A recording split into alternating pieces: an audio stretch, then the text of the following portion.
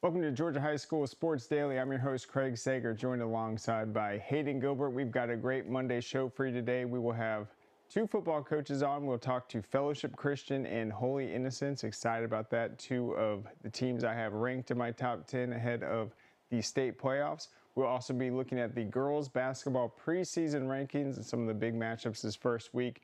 We'll close out the show with the football head coach openings, as we've seen the carousel get started, and of course start things off with our fast break headlines.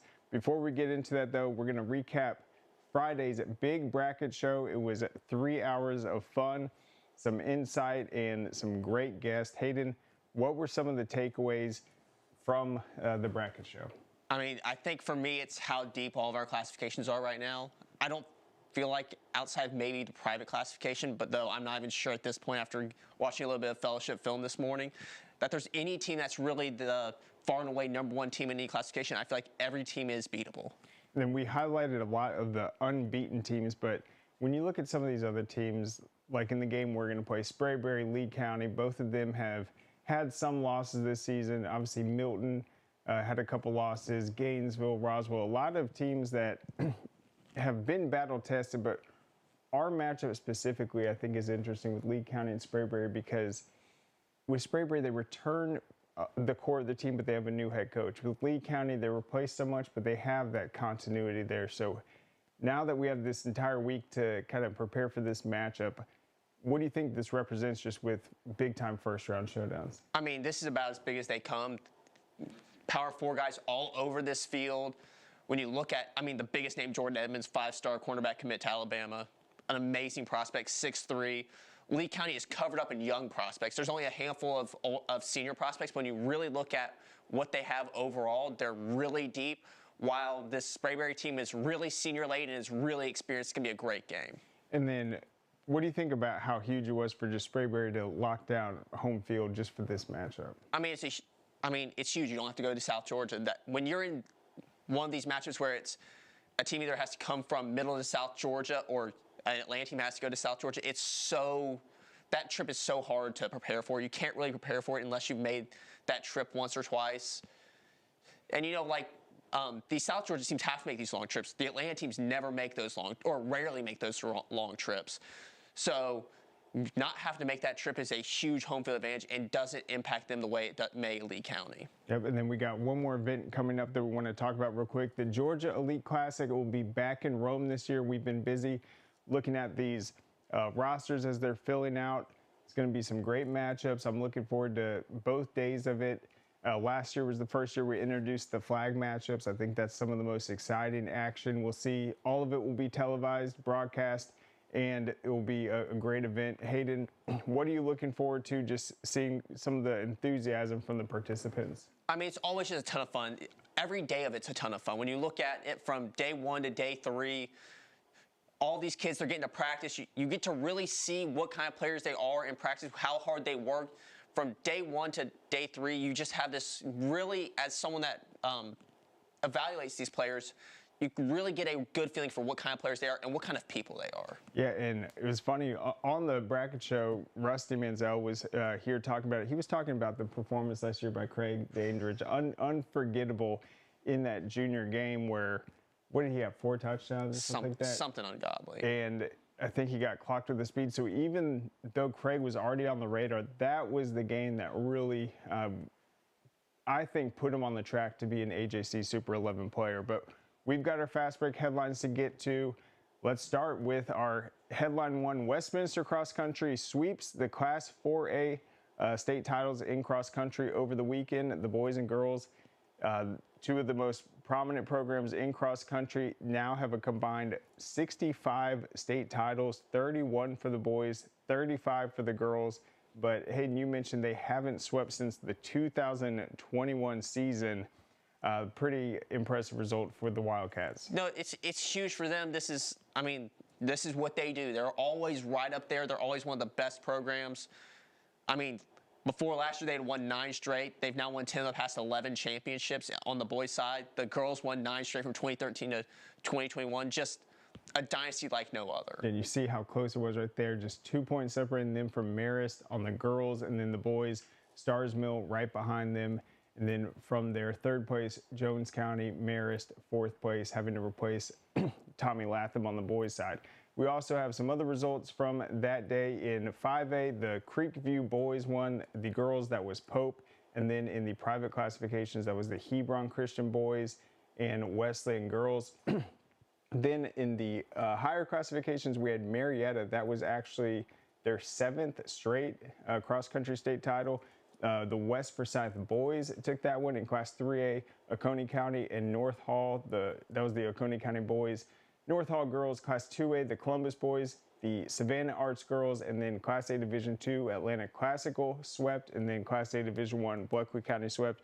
You can go to scoreatl.com for the full recaps right there. All right, headline 2, Lee County 4-star linebacker Gregory Baston commits to Florida State. Great timing with this, Hayden, ahead of our big matchup. What can we expect from Gregory this weekend? I mean, he is just one of those do-it-all linebackers for this team. Last year, 100 total tackles, 32 tackles for loss, 12 sacks. A bit of a step back this year. I feel like they're using him more of that traditional off-ball linebacker role, not as much of an edge rusher this year. But his impact, I think, is second to none. He's really the QB of this offense, of all this defense. He really is the one that's making those big plays, differentiating run versus pass, getting tackles for loss. Just a really, really scary player to go up against. Yeah, Florida State, great school, great honor for him. Congratulations to Greg. We're looking forward to seeing him this weekend. All right, headline 3, Grayson girls basketball coach Tim Slater earns his 200th win with a 59-15 victory over Osborne. Hayden, with how competitive Gwinnett County basketball is, basketball in the highest classification, how impressed have you been just with Coach Slater and Grace in a school that is known as the basketball powerhouse, just what they've been able to do boys and girls basketball lately? I mean, before this run they've been on, Grayson was really looked at as a boys basketball school, but now, I mean, they've won 2 straight state titles. They're once again dominating at the top classification. I think it's really impressive what they've been able to do because it's so hard to repeat. And to come into this season once again as one of the top teams, you have to have a ton of respect for what they've been able to do. Absolutely. So there's a great start to the season and a big milestone for Coach Slater. Congratulations to the Rams. All right, headline 4, West Lawrence running back Ty Cummins finished atop the state's rushing leaders with a 2,111-yard season. West Lawrence, I feel like, is a team that, I mean, they're unbeaten. They've gotten some attention this season, but looks like a very talented season they've had. What do you expect from West Lawrence, and what have you seen from Ty Cummins? I mean, he set the state's all-time or state single-game rushing record for a reason, and then put on up another 1,500 yards in addition to that. Just what he's been able to do, his speed, and also his ability to find those rushing lanes is just second to none. It's been really, really fun to watch this season. West Lawrence, I don't think, got some of the hype that they deserved early on this season. I think people viewed West Side as kind of the team in that region. They played. West Lawrence came out with the win. I think they're a bit underrated, and I think they can definitely make a quarterfinals or maybe even a semifinals run. Yep, they've had some big victories late down the stretch. They will play Beach in the first round. All right, headline 5, we got Lumpkin shines with 25 points in the second half as McEachern defeats Newton. This is a big result in the Wheeler event. That was a kickoff basketball event or tip-off event. Let me pull this up real quick. So this is Chase Lumpkin. He scored 25 of his 27 points in the second half. McEachern pulled away in this one, 79-53. He added 9 rebounds, and this was a win over last year's Class 6A state runner-up in Newton. Emmanuel Alof had 12 points and 6 rebounds, and for Newton, Jared White, 22 points. What do you think of the statement, though, Chase Lumpkin in the second half kind of just taking over this game? I mean, he's an amazing player. I mean, we know the pedigree of both these programs. These are the past 2 state runner-ups in 6A. I mean, you just have to take your hat off to what Lumpkin and this team were able to do in their first game of the season. They were able to dominate one of the better teams and one of the better coached teams in the state. Yes, Newton hasn't won a state title recently, but they're always right there. So is McEachern, but to come in and really hit on all cylinders in the first game, I think is a really good sign of things to come. Yeah, 25 points in the second half. Huge numbers. You see how explosive his scoring is. Some other results from that event. Pebblebrook was able to defeat Decatur 73-71 in overtime. and that was Zyrie Brown, 25 points, leading the Falcons. So we've had a couple results, but basketball is really going to get started this week. We'll update you guys on the girls' basketball ratings in the third segment. But Hayden, we're going to have two coaches on today. Fellowship Christian, when we come back from the break, what has impressed you most about their team so far? I mean, with all they lost from last year, I mean, especially on the offensive line, Josh Petty is a five-star offensive lineman. You'd think they'd take a step back on the offensive line. They really haven't. Maybe they've taken a small step back because you lose someone like that at a school the size of Fellowship Christian. You're not going to be as good, but they're still dominating the lines of scrimmage. Every play, it feels like they're on the defensive side, they're in the backfield. On the offensive side, they're getting a push for 2 to 3 yards.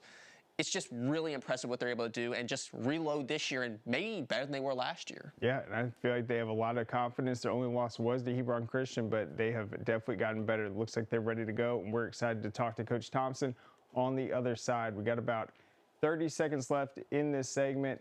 Hayden, what else are you looking forward to this week? Just last week we had the bye week before the playoffs, but really gearing up for these matchups. I'm looking forward to how these coaches get ready for these matchups in the first round of the playoffs. It's so hard having that bye week because lots of teams come out kind of flat. But it's going to be interesting to see what teams make the most of the bye week and what teams that bye week kind of hurts. Yep, I'm so excited. Last week was still fun. We had our bracket show, but now it is game week. We can't wait for this week of shows and a big Friday night. Stay with us. We'll be back on the other side of this break. Stay tuned. Nobody wants to hear the word roaches because who wants to admit they have roaches? I actually found some weird roaches. I didn't know what they were. I decided to choose Breda. I reached out to them. They check in routinely. They're explaining what they're doing. So there's a lot of clarity in the process as well. I think that just speaks to the level of safety that I feel with the organization. The facts are, roaches are everywhere in our environment. So what are you doing to keep them out of your home? Breda, Breda, no need to be afraid of bugs.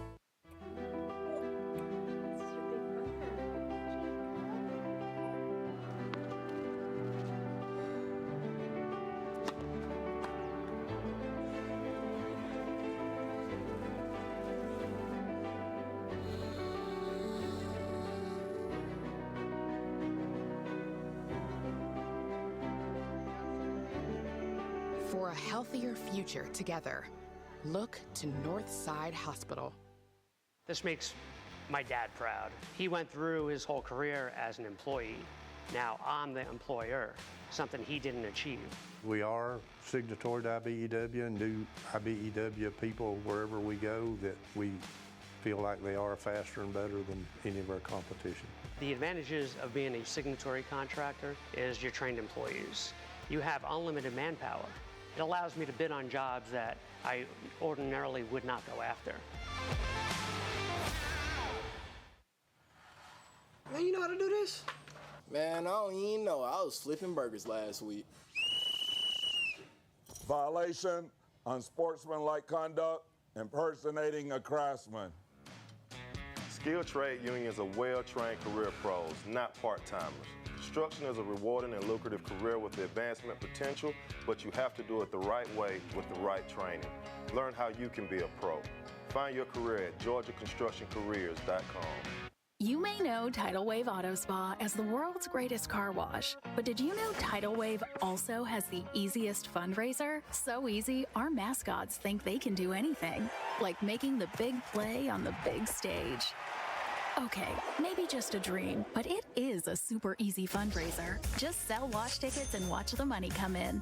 If your team, school, church, or group needs funds, go to TidalWaveAutospa.com and get started today. Georgia's Rome is the place to be this holiday season.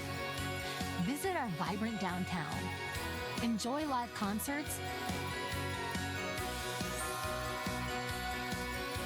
Go ice skating. Shop holiday markets. And book a Christmas trolley tour. Make your weekend getaway one to remember. Plan your fun now at roamgeorgia.org.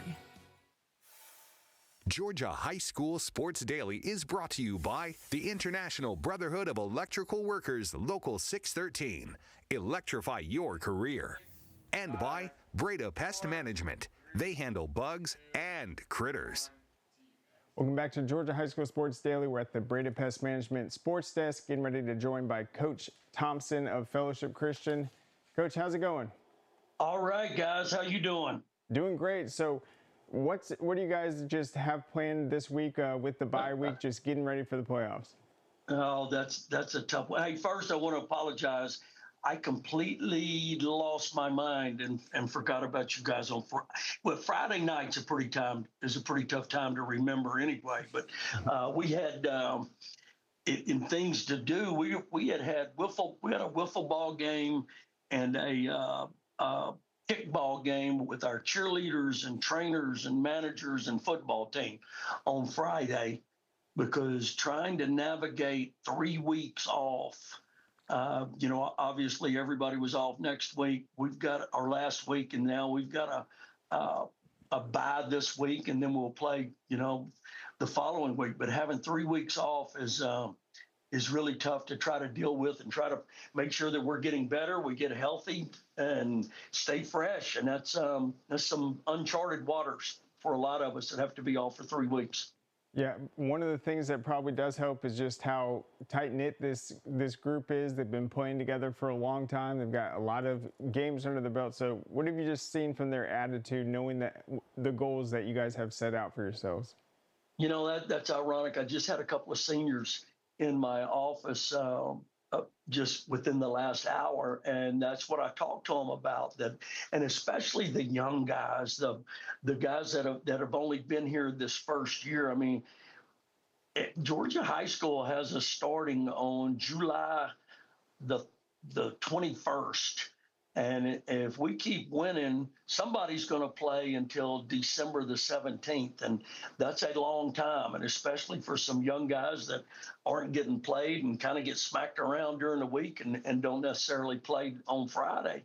But I talked to our guys, and they were really upbeat about how close this team is, about how well that the young guys have managed. So we just got to keep doing it. We can't keep playing wiffle ball and kickball, though. That's not going to be the answer, but we got to do some things. We've done some service projects, and we've given them some time off. And but now, football's a physical game. You got to strap them on sometime and go out there and knock some people around to be ready. So I'm very, very concerned about how we're going to be obviously in 2 weeks until we play again. Coach, you mentioned the physicality of football. I think that's one of the places that your team really excels at. It feels like, especially at this smaller classification, that y'all are one of the more physical teams in the classification. Just talk to me about that. Well, I appreciate you saying that. I think mostly that when you talk about physicality, it's just playing hard and playing aggressive. We watched some tape from some previous games yesterday with our staff, and I noticed, and it was early in the year, and how hard we were playing. And then we put on some tape that was later in the year, and these guys really play hard, and that's all we can ask. I mean, to play hard, and you're going to be physical. If you're tentative and you don't know what you're doing, and you've got a little fear in you, then you don't play as hard and you don't play physical. So I'm really proud of this team. They've been aggressive. We try to be aggressive in all we do, in our calls. We spend a lot of time on special teams. We put good players on the special teams, and our special teams, our coverage teams have been very physical and been aggressive. And again, I don't know that I can finish any statement that without saying, well, I'm still concerned about these next 2 weeks. Because I am. I'm concerned about what we do this afternoon, and that's just lifting. And then I'm going to be concerned about what we do tomorrow and make sure we're getting better every day. And then hopefully we'll be okay by the time we play on whatever day that is. That's the 17th. I don't know what day it is, whatever day it is. What day is that? The 14th. No, 21st. Play on the 21st, 11 days from now. So long time. And then, Coach, I wanted to ask about your backfield tandem. Jonathan Granby, CJ Givers, both D1 commits. And they really add a 1-2 punch in the backfield. You like to run both of them. Just talk to me about what that brings to this team. Well, they're great. They're great young men. They've been with us since the 8th grade. You know, they came over here, and they both have been practicing with the varsity since then. And I can remember, you know, I took over for Tim McFarland, and I can remember CJ's first year, and he was obviously on the scout team, and we had a guy named Josh Cole that's playing for the Citadel now, and he was a ringleader, man. He would knock you out. And Josh would get a little fired up, and Tim told me that I was going to get in a lot of trouble one of these days for having a senior hit an 8th grader. But CJ was tough then, and he's gotten better and better and better. Jonathan Granby is having his best season as a quarterback. And we do, you know, the quarterback run game is dangerous. I mean, people talk about that, but you know, that's a form of wildcat. You get an extra blocker in there, and Jonathan has done that very well. He's a powerful runner. He's fast. He's physical. So we can do that, and he's throwing the football very well. CJ steps up and blocks, catches the ball out of the backfield. Both of those guys have really had great years, but their maturity and their leadership has meant more than anything else. So I love those two guys, and they've meant a lot to this program over the last few years. Yeah, and Coach, obviously preparing for this game that's not until the 21st is the main priority, but you guys have already seen Hebron Christian this year. It's a competitive game. We've seen how they've just really kind of hit another level right now. Many would consider them the favorite, but how much confidence does your team have after playing them and being able to learn from that?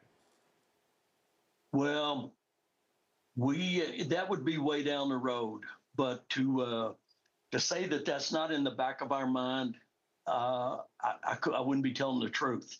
But we know we've got a lot to do in that. We played very poorly in that game, and they whipped our tail. They played very well. We didn't tackle, we didn't block, and we didn't coach as well as we can do any of those three.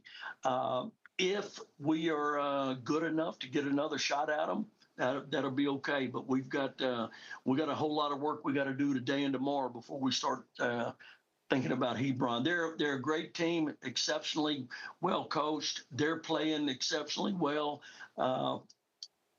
Yeah, but we got a lot of roadblocks to get through, until we get to that one.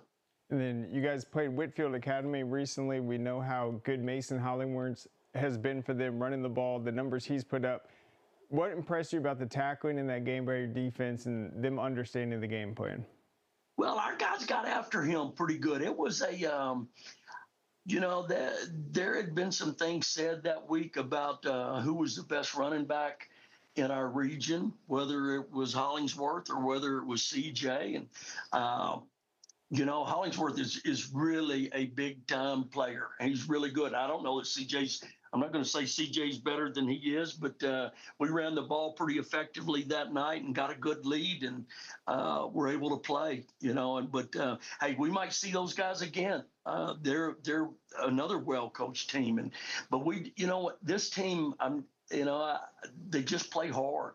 They play together, they play tough, and they play hard. And we make a lot of mistakes, but we've overcome it by effort. And that's probably the biggest thing that I'm pleased with this team is that they give effort. And if we keep doing that, we'll see what happens. But as we might, we could play Hebron again, we could play Whitfield again, we could play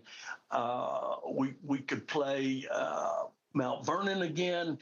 All of these things could happen in the playoffs. So we'll just try to get better. All right. Well, Coach, that's all the time we have. Thank you so much for joining us. Best of luck in the playoffs, and congrats on this great season. Hey, thank you very much. I appreciate it. And again, I want to apologize for messing up on Friday night. Sorry. No worries, Take Coach. care. Yes, we'll see you soon. All right. Thank you for having us. Appreciate it. There goes Coach Bye-bye. Thompson. All right, we'll be back on the other side with our girls basketball preseason rankings. We'll see you then. Welcome back to the Georgia High School Sports Daily. Right now it is time to check out our girls preseason basketball rankings starting in Class 6A. Some familiar names right there. You got Grayson at number 1, Newton at number 2. I think those teams ended up squaring off 4 times last year. it's becoming one of the bigger rivalries. Anyone can take it this year. You got Buford at number 3, Cherokee. North Paulding's a much improved team that had championship possibilities last year. I think they're going to be a major contender. And then you look at the rest of this top 10, some familiar teams, but also when I look at Marietta, that was one of the younger teams in the state last year. They really had a good outing, just winning that region with a team that was led primarily by sophomores and freshmen. Yeah, I think for me, when you look at these rankings, North Paulding is that team that I don't think is being talked about enough. They're a really good basketball team. They played really good last year.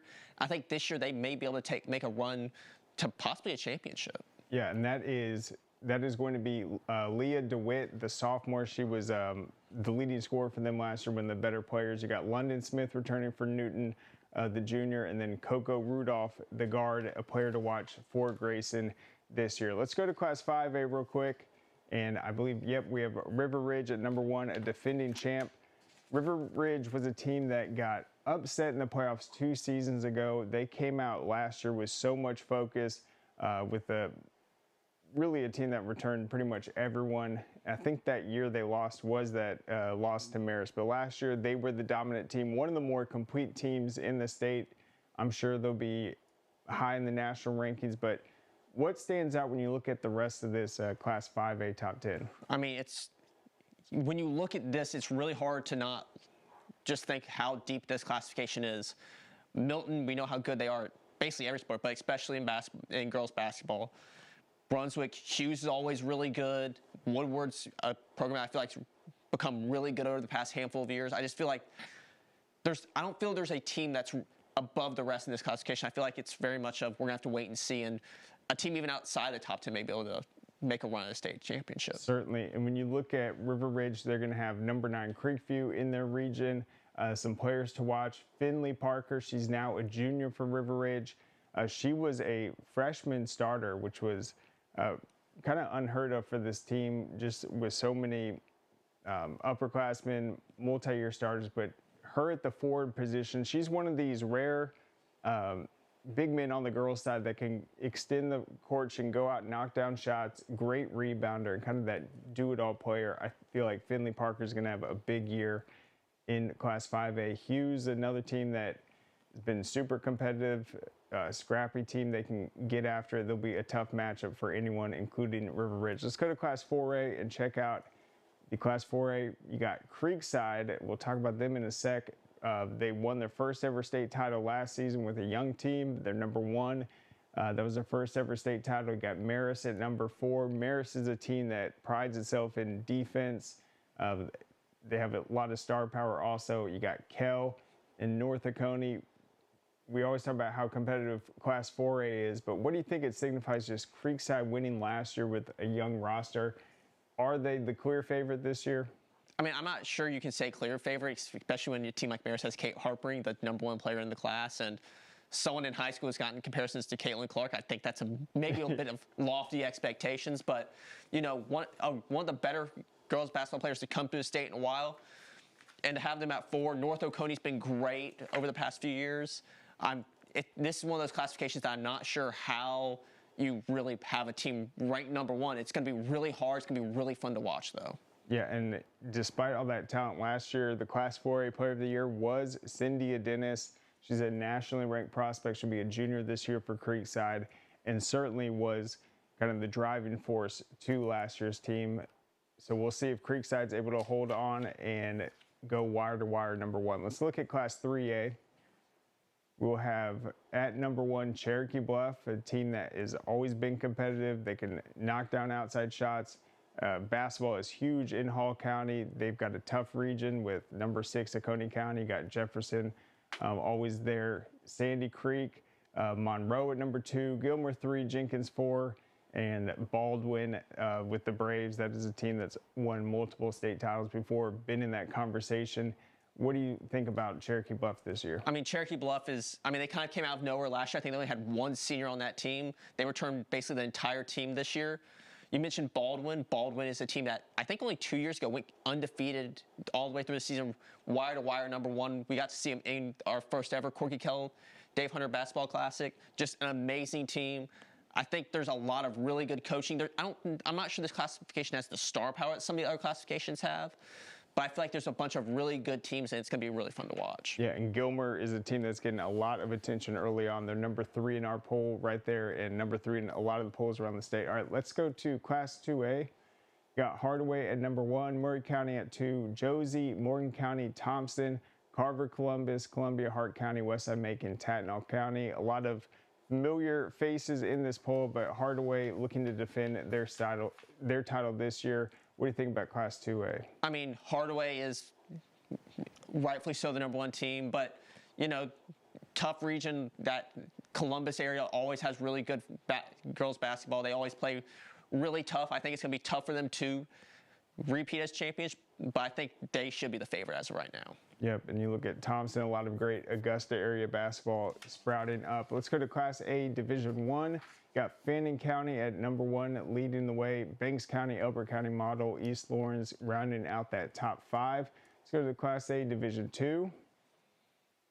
And Wilcox County, Washington Wilkes, Taylor County, that crowded region should be a very intriguing classification right there. Turner County's been able to make deep runs. It looks like Charlton County rounding it out. That is in the same region, I believe, as Clinch County, number 7, so that should be a good region battle. And then the private, always the most interesting one, in my opinion, on girls basketball. You got Holy Innocents leading the way, Hebron Christian at number 2, St. Francis. Hayden, who do you think is going to be able to take that number 1 seed into the playoffs? I mean, it's tough. I mean, Hebron Christian last year we thought was the heavy favorite to win it all. Holy Innocents ended up coming and upsetting them as much as you can in a championship game. But, I mean, with all that Hebron Christian's been able to do, they have one of the best coaching staffs. They're always one of the most talented teams in the entire state. They're going to be a tough team to knock off, but Holy Innocents, defending state champs, rightfully so number 1, but any team in this top 10 can win it because this is just the most stacked top 10 classification in the state. Yep, and Holy Innocents definitely have a target on their back this year. But that is it for the girls' rankings. We'll have them updated this week once we have the results, but that is our preseason rankings. We'll have this updated each week at scoreatl.com. But don't go anywhere. We'll be on the other side with an interview with Holy Innocents head football coach. Customer service is everything in our industry, and one thing our clients love is when they call Breda, they get a live representative. At Breda, you get the attention you need and deserve right when you call in. Your appointment gets scheduled right then and there, and you get a specific time, no window of arrival. Our staff are your neighbors. They know what's going on in your community, and they're invested in doing it better. Breda, Breda, no need to be afraid of bugs. Dang, where you get this car? You need to join the union. The union? Absolutely. You can get 10 of these. Union construction workers earn the highest wages with the best benefits and the most protection in the construction industry. Find your career in construction. Go to GeorgiaConstructionCareers.com and start your future today.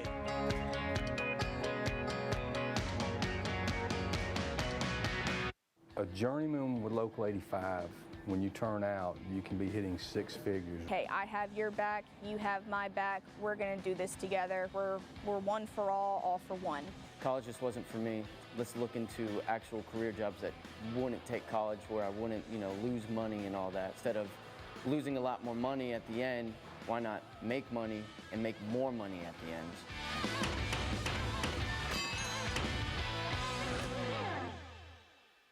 You may know Tidal Wave Auto Spa as the world's greatest car wash, but did you know Tidal Wave also has the easiest fundraiser? So easy, our mascots think they can do anything, like making the big play on the big stage.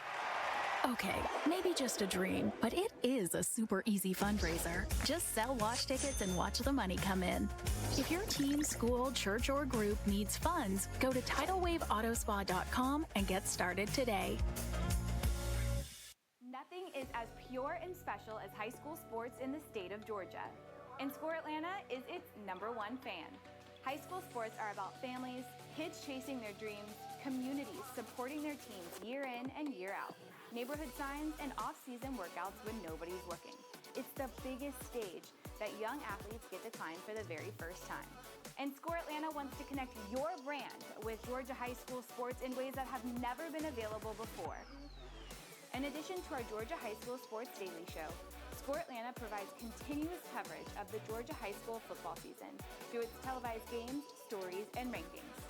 Score Atlanta puts on some of the most notable events like the Corky Cal Dave Hunter Classic, the Georgia High School Football Hall of Fame, and the Georgia Elite Classic. All of these elements offer sponsors exclusive opportunities and exposure. So let's talk about how you can reach millions of people who enjoy Georgia high school sports. For more information, contact Score Atlanta today. Welcome back to Georgia High School Sports Daily. We're at the Breda Pest Management Sports Desk, getting ready to be joined by Holy Innocents head coach Nick Parada to talk about the Golden Bears and their upcoming matchup with Mount Perrin. Coach, can you hear us? Yeah, I got you. Awesome. So, Coach, just talk about this season and just how great it is to be able to get home field in this first round to start this playoff journey. Yeah, it's been an awesome season this year. We're able to flip two of our losses from last year into wins. Finished 5-5 at the end of regular season last year, bumped up to 7-3, and had two really competitive games against Hapeville Charter that went to overtime, and then a loss to 10-0 Carver, number one team in 2A, in the final minute of the game. So we feel like we got a really good football team. Our kids have worked really, really hard, and they're getting the benefit of that now, and they're seeing the fruits of their labor. So really looking forward to a good, well coached Mount Perrin team coming over to our place, and just looking forward to having a home playoff game again. It's been since 2022. Yeah, and you mentioned those two games. I think you were coming off a short week against Hapeville Charter, overtime game, having to play Carver, seeing how good they are.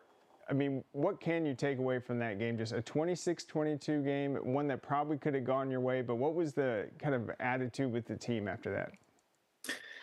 Yeah, our kids were super resilient and felt like we could play with anybody, especially in the single A through 3A private playoff system, having really had that team beat. I mean, we had a 4th and 5 to go with a minute and a half to go in the game, and we decided to be aggressive and go for it to try and end the game. Didn't get it, and Carver scored with 22 seconds to go. So we tip our cap to Carver for making some plays, but we feel like we can play with anyone, and no matter what the seed is, we like our chances.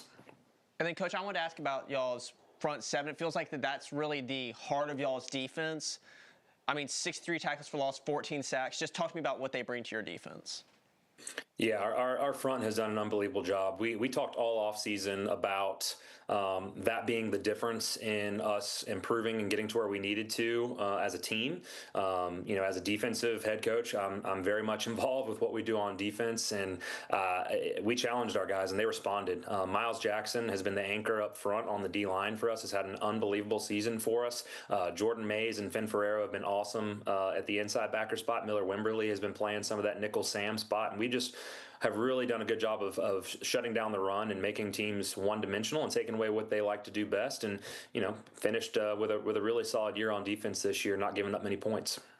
And then I wanted to ask about your defense. Seems very opportunistic. Y'all, I believe, forced 19 turnovers. Y'all winning the turnover differential by, I believe, 10. Just talk to me about that. Yeah, we're plus 13 in the turnover margin. We forced 19 and only given up 6, and that's been the difference. Our points off of turnovers and our average starting field position based on those turnovers, but also our play and special teams. We've just emphasized the 3 pillars of our program, right? Their effort, attitude, and toughness, and we treat extra point field goal just like we do the starting defense or the starting offense. And there's no detail that's too small. There's no play that gets taken off. We chart loafs, we chart effort all the time. All the things that you hear all the things that all these coaches are talking about, but it's true. And when you get your kids to buy in, it's unbelievable when they start to see the results of their work. And then, Coach, I wanted to ask about how you and your coaching staff use this bye week to get ready for this first round matchup. It's odd having it. Just what was y'all's plan going into it, and what are y'all doing now? Yeah, for one, we wanted to be healthy, right? It's a long season, a third bye week. You've been at it since spring ball and the first week of May. It's a long season, so you want to get your legs under you, but you also want to get a chance to, work on your opponents, but also we worked on ourselves. And that's what we've really tried to talk to our team about. And what I've tried to preach this entire season is that no matter who we line up against, no matter what, color jersey they have on, what formation they're in, what defense they run, it really doesn't matter, right? What matters is how we handle our business. And so we spent the whole week week working on us, right? Working on things that we needed to get better at. Lots of things on the defensive side of the football and lots of things on the offensive side of the football. Worked a lot on special teams as well, and really just tried to get to a point where we feel like we can compete and do what we need to do against anyone that we face. And that's the beauty of the playoff system, is it's a one week season every week, and you got to kind of revamp. And so we felt like working on ourselves this week was going to give us the best advantage to make a run. And Coach, one of the stats we talked about this offseason was runs of 5 yards or more. I think 2 years ago, you guys had a great season in that department. The year after, maybe twice as many plays given up. How have you guys done this year just in limiting those big plays? How pleased are you? I'm extremely pleased. That was, when you and I spoke before the season, that was a huge key emphasis was shutting the run game down. Like you said, we gave up twice as many runs of 5 yards or more from 23 to 24. We've cut that number back down in half again this year. So I'm thrilled with that. When teams can run the football, and I believe this with our offense, when we can run the football, it opens everything else up. And when you take that away from teams and make them one-dimensional, not only does it limit their playbook, but it opens ours defensively and allows us to do some really unique and exotic things to give our kids the best chance to play at a high level and generate those turnovers. And then, Coach, when I look at your schedule, you've played one team in Lovett that's going to be in this private classification. So you guys are pretty unique in just how you guys challenge yourself, the region you're in. But how does your team feel they're going to be able to compete in this classification? Yeah. Hats off to Coach Muschamp over there at Lovett. They've got a great football program. He's always done a great job, and that was kind of our barometer for where we're at. And we really only got to play one half of football because we had a torrential downpour the whole second half that just turned into a mud bowl over there on the river. But I think what really gave our team the confidence and the spark was, and it's crazy to say this, but losing to Carver in the way that we did, in the fashion that we did, and that we controlled that game the entire game, and really lost it in the last minute of the football game.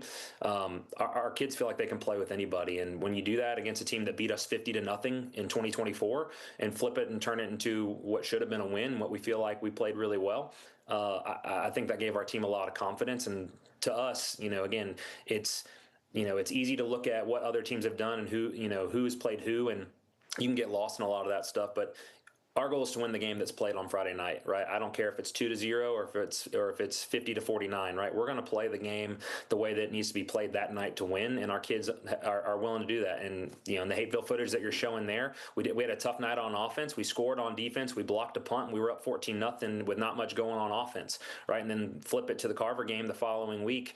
Our defense, got scored on, gave up some explosive plays to one of the best teams in the state with Terrius Favors in 2A.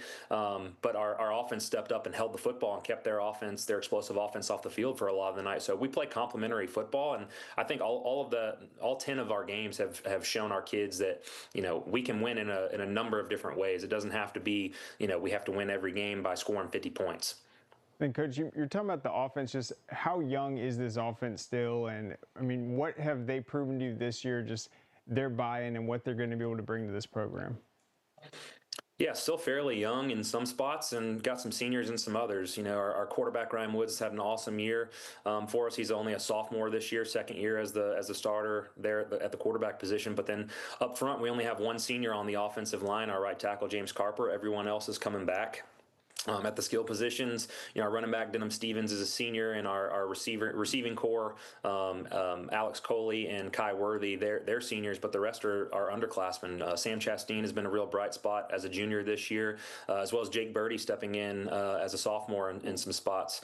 Then even the tight end position that we've started to really evolve the last few months of the season, kind of getting the tight ends more involved, trying to live in a little more 12 personnel. That's two juniors, so still a relatively young offensive system and offensive personnel in year one of an offense this year under Coach Matthews. And then what have you seen so far just looking at Mount Perrin?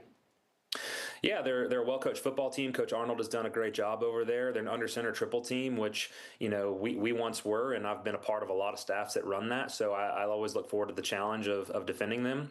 I think they've been hit with the injury bug a little bit, and I hope they're getting healthy during this bye week, because you always want to play people at their best, and you want to make sure that if you do go all the way, you've beaten the best of everybody, and but they do a great job with what they do, and they've had a 5-5 season and could easily have won another game or two if the ball bounced their way. All right, well, Coach, that's all the time we have. Thank you so much for joining us. Best of luck this week. I'm really looking forward to seeing what you guys do in the playoffs. Thanks, Coach. Thanks, fellas. Thanks for all you do for high school football. Yep. All right, there goes the Golden Bears. We'll be back on the other side to highlight some of the coaching openings that have hit the carousel.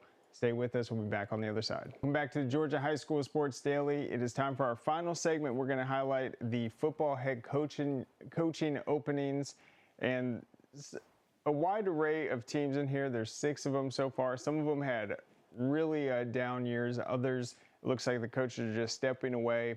But let's start with the first one, Hayden. St. Pius. We saw St. Pius play in our season opener against Dunwoody. They got the win.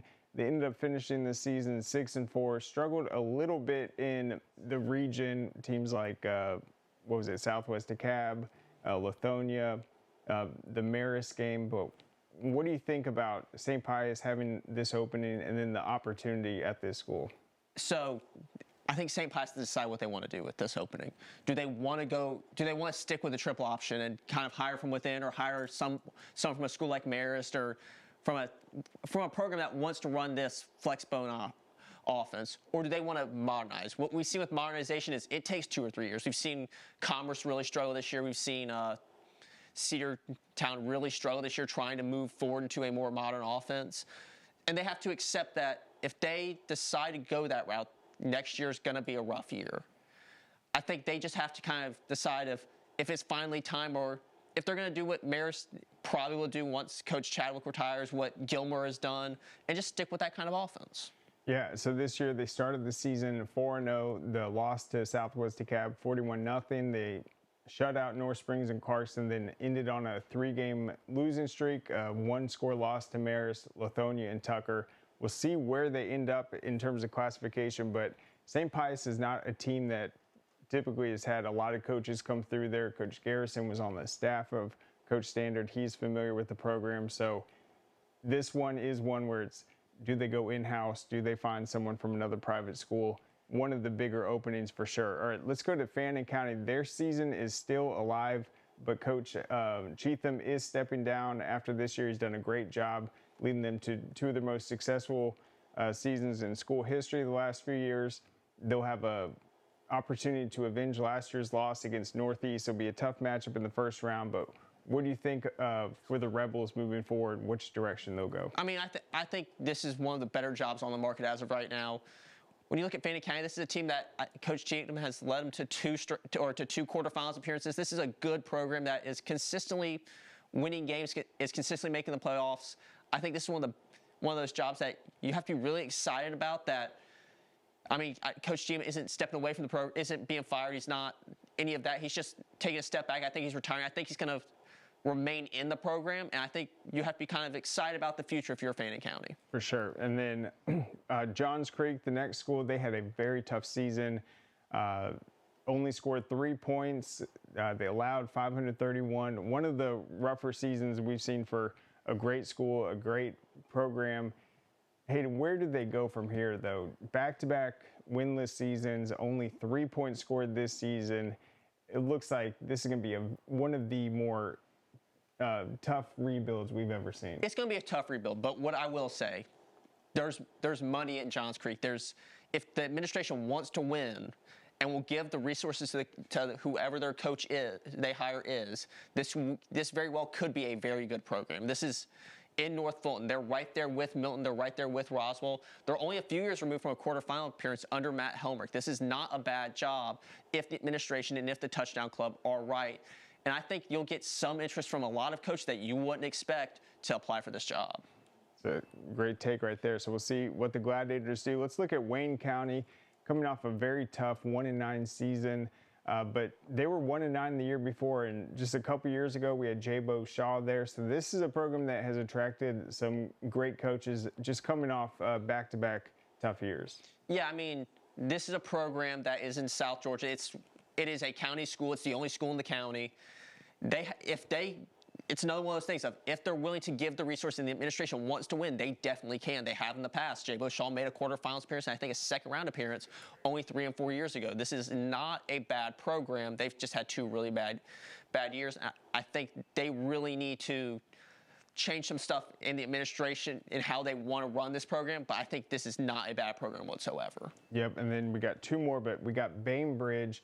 They're going to be coming off a 1-9 season. It looks like Mark Hovell and Jay Walls have stepped down. They only scored 11 points per game this season, but they're just a few years removed from region titles, a 2018 state championship. Coach Littleton's now at Tift County, but that'll be an interesting job. And then Mountain View, I want to highlight this one. They're going to be replacing Coach Poitevent. He led them to 3 playoff appearances in a row. This year, though, they struggled. Just 114 total points scored, so that's 11 per game, the lowest in school history. What do you think about this Mountain View job and just how tough it's going to be in Gwinnett County? I mean, it's always, any job in Gwinnett County is always going to be a tough job. However, we know that there's talent in Gwinnett. We know that there's resources in Gwinnett. Everything you want to have as a program can be found in Gwinnett County, and it's no different at Mountain View. This school is no different than like Mill Creek was when it was founded, no different than a school like Lanier or a school like North Gwinnett. I think that this is a great job if you get the right person in there and the person that wants to win. Yep, one of the larger schools in the state also. But that is all the time we have. Those are our coaches' openings. We'll be updating those as more open up. I'm sure they will once the playoffs get underway. But that's it for today's episode. We'll be back here tomorrow live at noon with another episode of the Georgia High School Sports Daily. Thank you so much for joining us. Go to scoreatl.com for more coverage. We saw some squirrels were trying to get into the attic. I hear those squirrels still scampering through because I didn't go through those services initially. Our job is to go up there and figure out where they're getting in and trap and remove and get those unwanted guests out. But then the next big step is not just seal the entry point where the critter got in, but seal the entire roof line. The most common mistake is only sealing the entry point you see. Breda, no need to be afraid of bugs. Hey, is the power off on this? I don't know, just take it off. Safety violation, unsafe work conditions. In the construction trades unions, safety is our highest priority, and we train you to recognize and speak out on unsafe working conditions so that everyone arrives and goes home safely. Learn about careers in construction at georgiaconstructioncareers.com.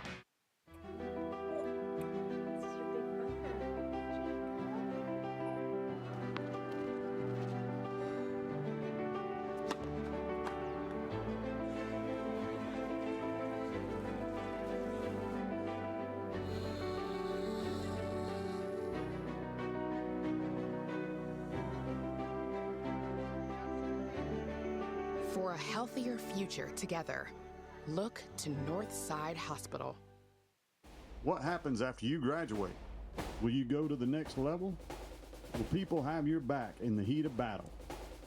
Will you still train like a champion in the pursuit of greatness?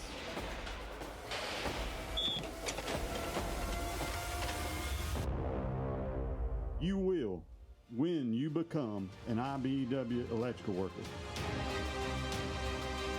Join our team. Visit IBEW613.org.